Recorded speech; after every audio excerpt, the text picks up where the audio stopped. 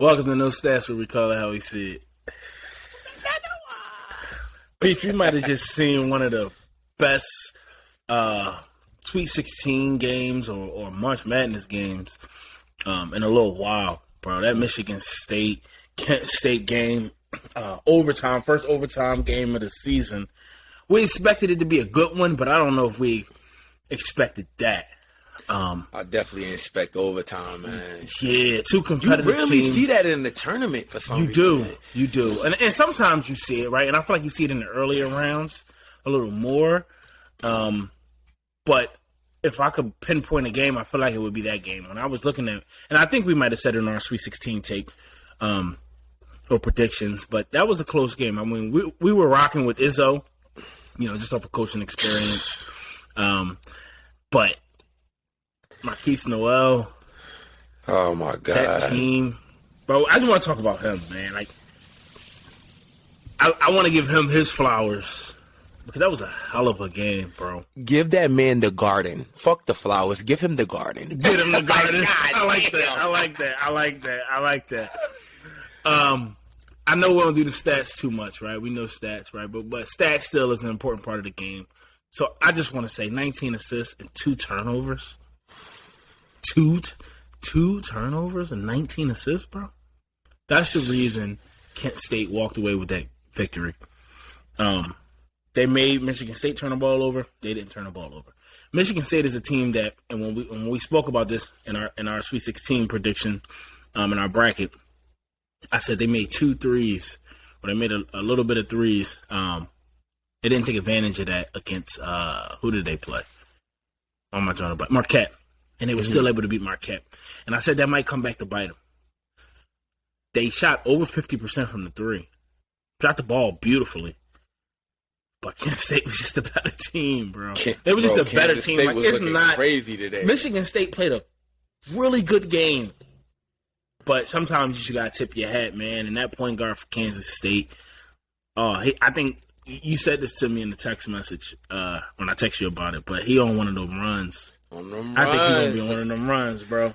Look at Shabazz, Kimba. When those small guards get cooking, they get on one of them heaters, and it's hard to come down off that momentum. It seems like it just keeps rising and rising, and every challenge that they run into, I feel like a lot of people may have had Michigan State coming out of this game, but I feel like Kansas State with that hard-nosed guard and Marquise Noel, and I keep forgetting to grab his name. Keontae Johnson? Yeah, him. Is it his Keontae story? Johnson? Yeah, his story is I just want to make sure I'm saying his name big right.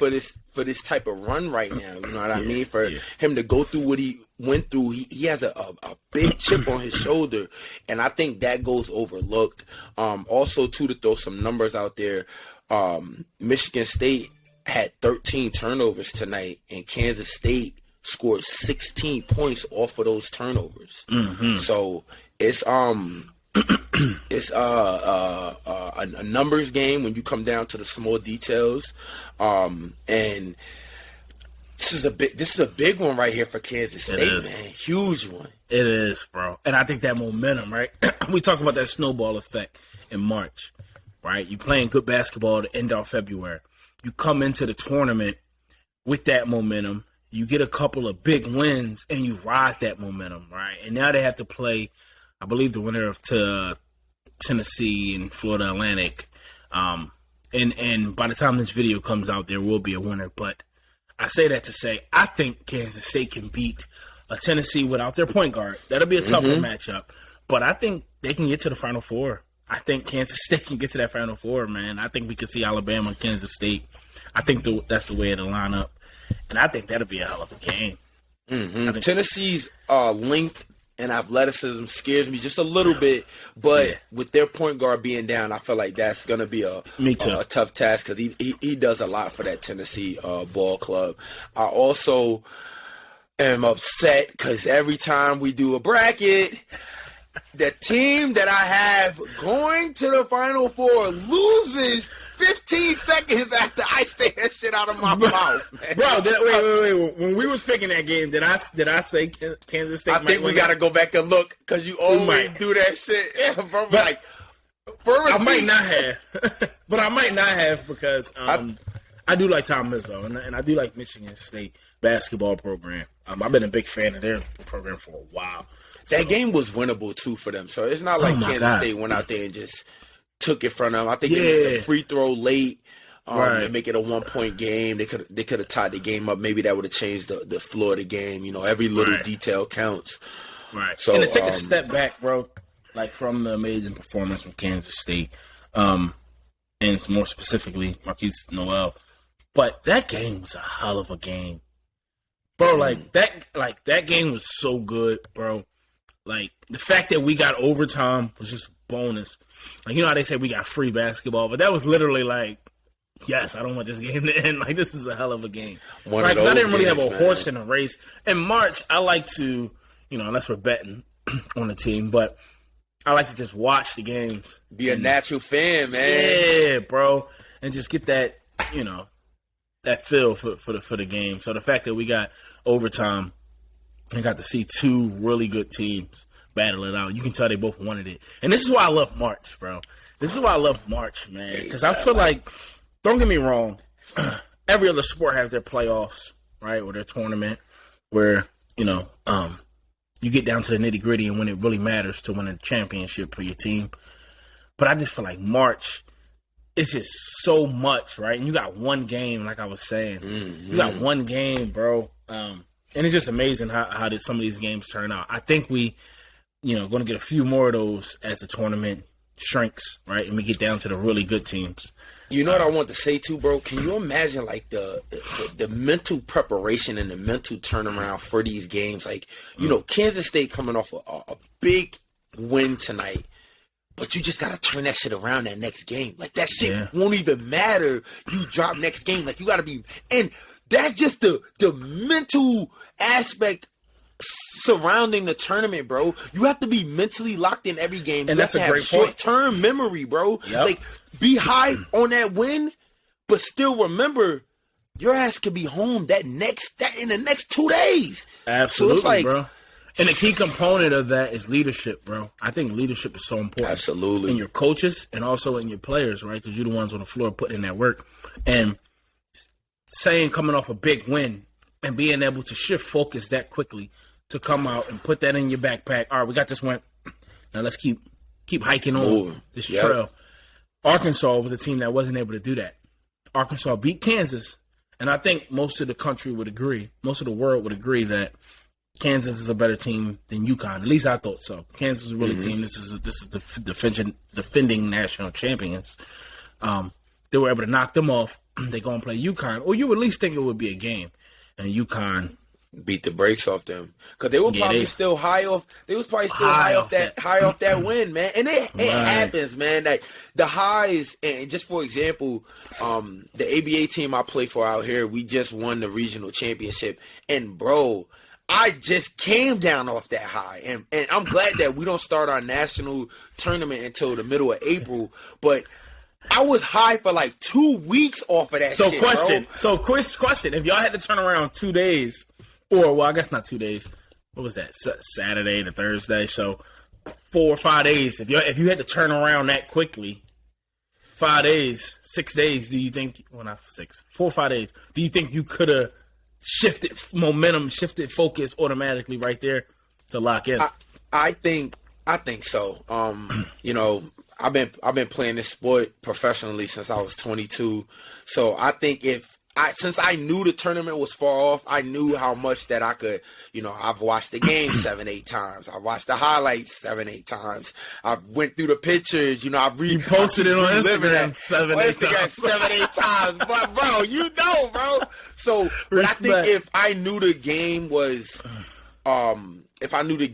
like a next week, I think that high, I would have had more control of it. So if that like makes sense. So if it was like a week away, I think I would have snapped it right back. Adapt to the situation. Yeah, and I think right now the way we've been working out, I think we're real hungry, we're focused. I think the biggest thing is now is just not falling in love with the rankings. We got an opportunity to be the number one team going into this tournament. And, that could kind of blow a lot of smoke up your ass and, make you feel like you're better than other teams. But, that just puts a target on your back. And I also like to piggyback off that with the NCAA tournament. I think that's what happens with a lot of number one seeds. You go in number one and then you think shit is going to be handed to you, but you're going to get your team's best.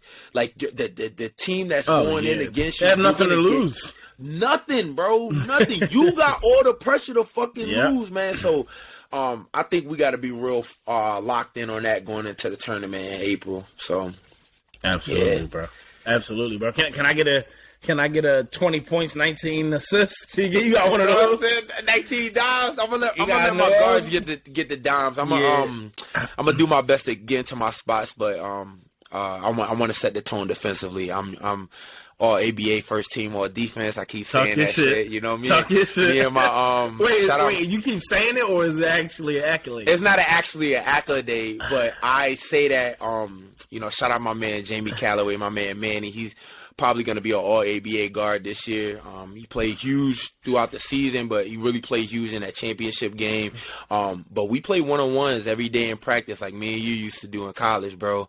And, we're going elbow spots, 3 dribbles. We go start at the top of the half court, 3 dribbles, get to our spots, unlimited dribbles. And, he plays a big part in why I'm such a phenomenal defender. I'm 94 feet every play, bro. And Dog heavy. You know what I'm saying? He's elite, so you got to really come with a lot if I'm guarding you, because I'm seeing this every day in practice. I'm matched up with him every day in practice a lot. Like, you got to have a bag. A lot. You know what I'm saying? The Tim Hardaway joint I used to catch. Yeah, I need some tweet. You got to, you know what I'm saying? And, not to say that I'm some fucking perfect defender. I have my lapses. And, I make my mistakes like all players do, but iron sharpens iron, man, and I feel like I get him better with bro. It's really like when me and you was in college, bro. We be full sweat before practice even start, bro. So that's the way to get it. It's fun, man. It's fun, man. Sorry to trail off. Nah. I love hearing about that. I love hearing about that. That's dope, bro. Yeah, hopefully y'all can bring that thing home. Get that momentum that Kansas State has. Right, go in there, beat some of these top teams. Because even with Kansas State being a 3 seed, I feel like were they the underdog? Yeah, they were the underdog in this game. I think Michigan State was -1 seed. Yeah, so ride that momentum, right, and that goes to everything. When you're the underdog, you feel like you got a little chip on your shoulder. No matter Speaking what of underdogs, man, I think this UCLA Gonzaga game is going to be a battle of the heavyweights. I feel like it's like 2 undisputed champions going at it. It is. And you can even see the Vegas line, like both of them are like -113. Yeah. And who's your pick? Real quick, as a disclaimer, this video is going to come out after the game, but we're recording this right after the Michigan State Kansas State game. So we haven't seen the UCLA Gonzaga game, just for clarity. But I'm rocking with UCLA, bro. I like Gonzaga, but I'm not going to shy away from.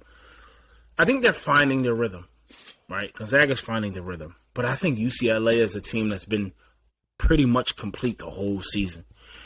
Gonzaga struggled early on. I've seen a lot of lapses in Gonzaga's games. They figured it out. They have. So I'm not going to say they can't win this game because they very well can. But the way UCLA plays offensively and defensively, they put it together. Well coached. I still think they have that chip on their shoulder. From that finals. Yeah, bro. So I'm rocking UCLA. That's just my I'm gut. opposite side of the fence today. I know you are. In our predictions, I know You we keep had going UCLA. away from the national champions. I just and I was talking to some dude at work today, and he kept telling me, man, don't sleep on the Zags, man. And I was like, man, I agree with you. I'm real big on Drew Timmy. You let him brainwash you. You let him brainwash you. Look.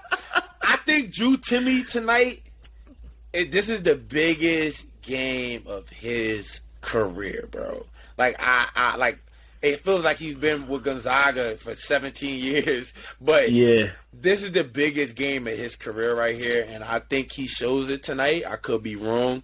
I'm not going to be mad if UCLA wins because that keeps our bracket on that side looking lovely. Yeah, because we already lost Arkansas and Michigan State. Didn't we have both? We picked Arkansas? No, I think we picked UConn, didn't we? Oh, no, we was riding with the high hand. These guys was still celebrating. Yeah, we need to bounce back in some type of way. We can't have UCLA lose. Now they're like, we don't know what the hell we talking about. Now people are like, what the hell? I ain't like, I'm not listening to these guys no more. We need a smaller bracket. Fuck the whole Final Four. Right, 100%. But nah, bro, hell of a game. One of the best games I think we've seen in a while. Hats off to Keontae Johnson. Hats off to Marquise Noel. Hats off to Kansas State as a whole. And also hats off to Michigan State. They had a hell of a journey. I didn't think they looked this good in the Big Ten. They had some big wins, but sometimes I think the whole Big Ten conference looked very inconsistent. I seen something like that 2 days ago. And again, bro, that Big 12, that conference, man. I mean, you got Kansas. I know Kansas lost, but you playing against a lot of these top schools, and I think that prepares you to play against a lot of these teams because you playing against teams of that caliber all season, right? This isn't a wake up. You don't start off the game slow because it's like, oh shit, we got to figure this out. This is a different level of competition. You've been playing against teams this good all year, whether that be Texas, Kansas, TCU, Iowa State. It's a lot of good teams in that Big 12. So, but hats off to Michigan State, and Izzo be back. It definitely will. You know what I'm saying? We wasn't expecting it, but shout out to the boy.